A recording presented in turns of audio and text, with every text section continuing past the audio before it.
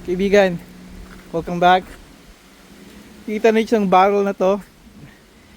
Piniram ako ng kapitbahay namin ng kanyang dolly. At ito itatapon na niya. Nakita ko, sabi ko, hey, huwag mong itapon, kukunin ko to. Kasi may dating, lumang rin barrel to. Kita nyo, very thick ang kanyang plastic. May nakalagay dito na, ewan ko, nakikita ninyo, cabbage. Pinagtaniman siguro ng cabbage. Pero napakaganda nito. Ito yung mga bagay na mapapakinabangan ko dahil mahilig ako magtanim. Halikit meron pang dalawa na itatapon siya. Sabi ko, kukunin ko. Hindi ko na kinuha yung sakyan kasi walking distance lang. Ipapakita ko sa inyo. Pinhiram niya ako ng dolly. Ibig ng dolly na to, magandang pagkakagawa. Solid ang kanyang rubber tires at solid ang kanyang bakal. Hindi na kasi napupuna ko to kasi maraming mga bagay dito na alam niyo naman, mga cheaply made ang mga produkto. Ito mga solid ito. Parang yung sa atin sa Pilipinas, yung mga gamit na solid pa rin, di ba? Halika kayo at dadalhin ko kayo ron. Garbage day nga pala ngayon, kaya ito yung mga tao, mga busy kapag ganito. Nakakakuha sila ng mga basura ng iba, pero kayamanan naman ng iba. Katulad ko, kayamanan ko yun. Hindi kayo. Medyo sandali ilalagay ko kayo sa ultra wide para makita nyo sa bawat side. Meron ditong mga basura silang itinatapon.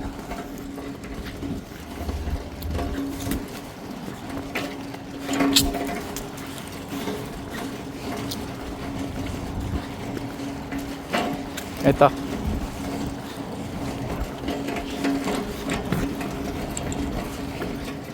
Ito siya.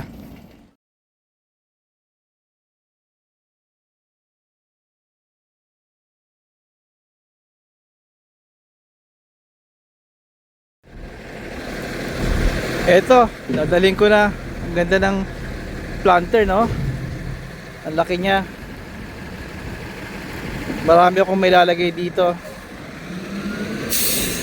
Dinoble ko na. Kailangan ko na makuha kasi baka ma-pick up ng mga basurero Ito yung truck.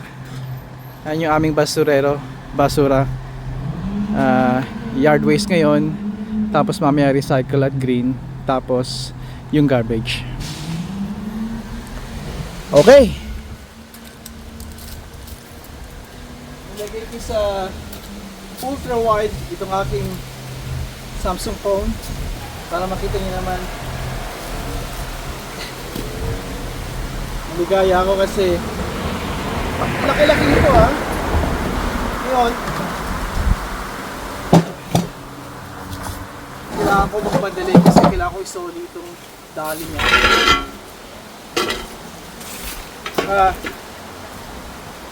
Paano ko maumpisahan?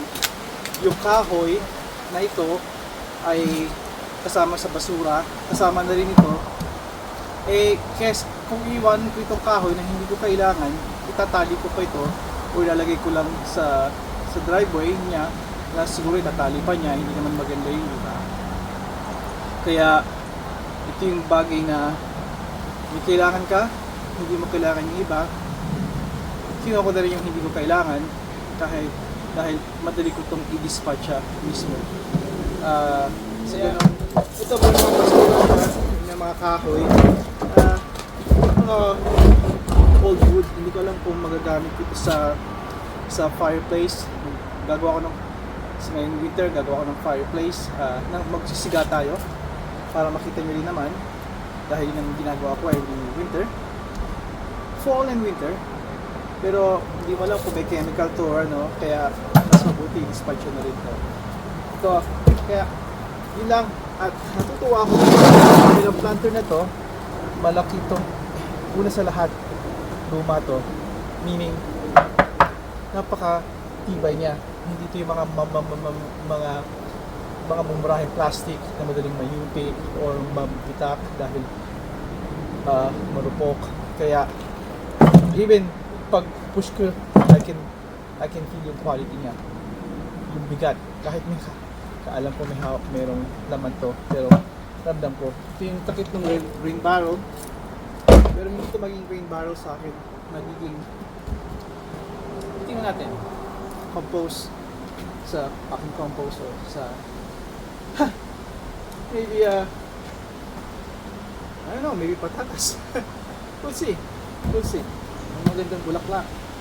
Kaya yun ang gusto kong ibahaw. Kaibigan, hanggang sa muli.